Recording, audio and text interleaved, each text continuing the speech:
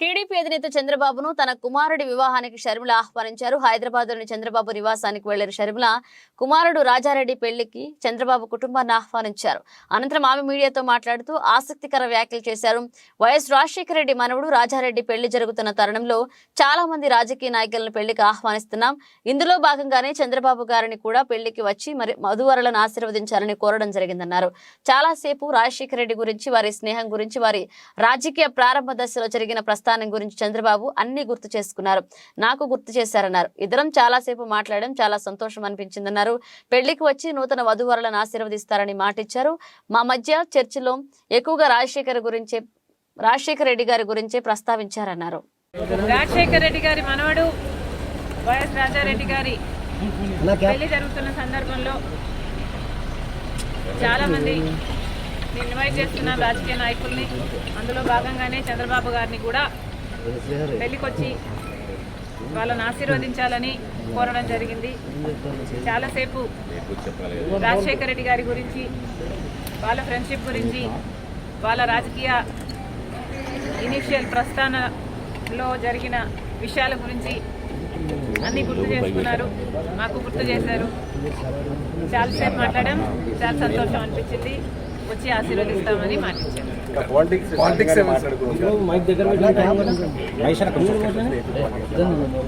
లేదమ్మా, actually mostly Rajasekhara Reddy గారి గురించే ఆయన ప్రస్తావించారు.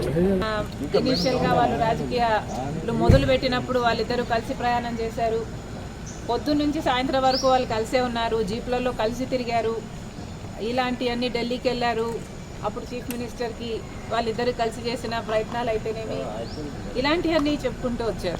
మేడం, కాంగ్రెస్ పార్టీలో మీ పాత్ర ఎలా ఉండబోతుంది? మీకు ఎటువంటి పదవి మీరు అనుకుంటున్నారు వస్తుందని చెప్పి వాళ్ళు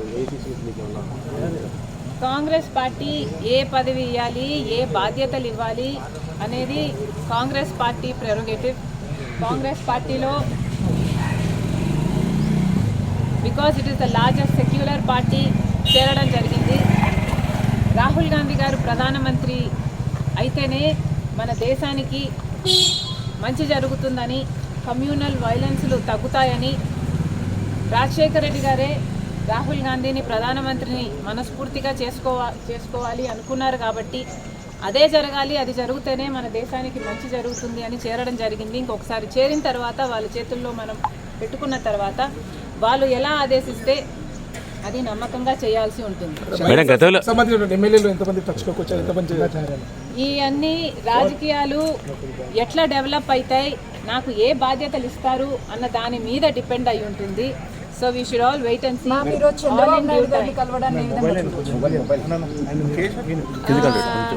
చంద్రబాబు గారిని చూడడాన్ని ఏ విధంగా కలవడం ఏ విధంగా చూడొచ్చు అంటే, మామూలుగానే ఒక ఫ్రెండ్లీ ఎన్వైరన్మెంట్లో అందరం చూస్తే బాగుంటుంది. నేను లోకేష్ గారు ఒక ట్వీట్ నాకు రిప్లై చేశారు.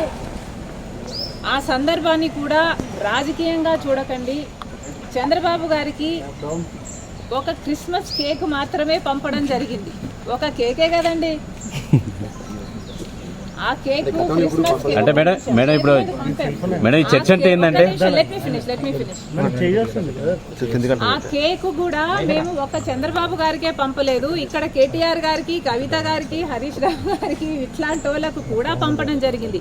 యాక్చువల్లీ ద బ్యాక్గ్రౌండ్ ఈస్, రాజకీయాలు అన్నది జీవితాలు కాదు, రాజకీయం అన్నది మా ప్రొఫెషన్. మేము ప్రజల కోసం చేస్తున్న ఒక సర్వీస్.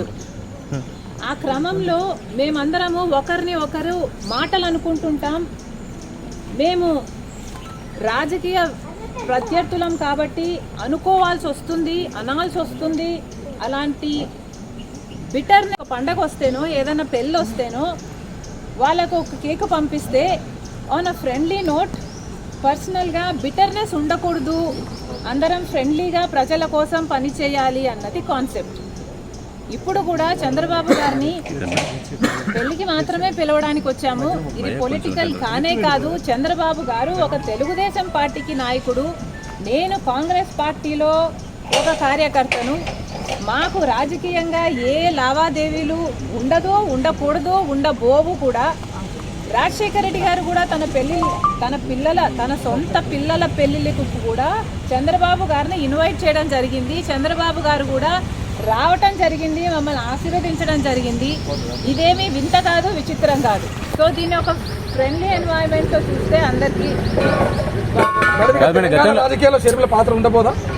కాంగ్రెస్ పార్టీలో మనం పెట్టుకున్న తర్వాత కాంగ్రెస్ పార్టీ ఏ బాధ్యతలు అప్పగించినా ఆ బాధ్యతలు నేను నమ్మకంగా చేస్తానని ఆ రోజు చెప్పాను, ఈ రోజు చెప్పాను. మేడం ఫ్రెండ్లీ రాజకీయాలు మేడం మీరు ఫ్రెండ్లీ రాజకీయాలు కోరుతున్నారు. ఇప్పుడు అంతా ఫ్రెండ్లీ రాజకీయం ఉందా మేడం? ఒకవైపు మీ సోదరుడితో చంద్రబాబు నాయుడుకి వైరం ఉంది, మీరేమో రాజకీయాలు అలా ఉండకూడదు అంటున్నారు. ఎట్లా మేడం? Not condoning anything.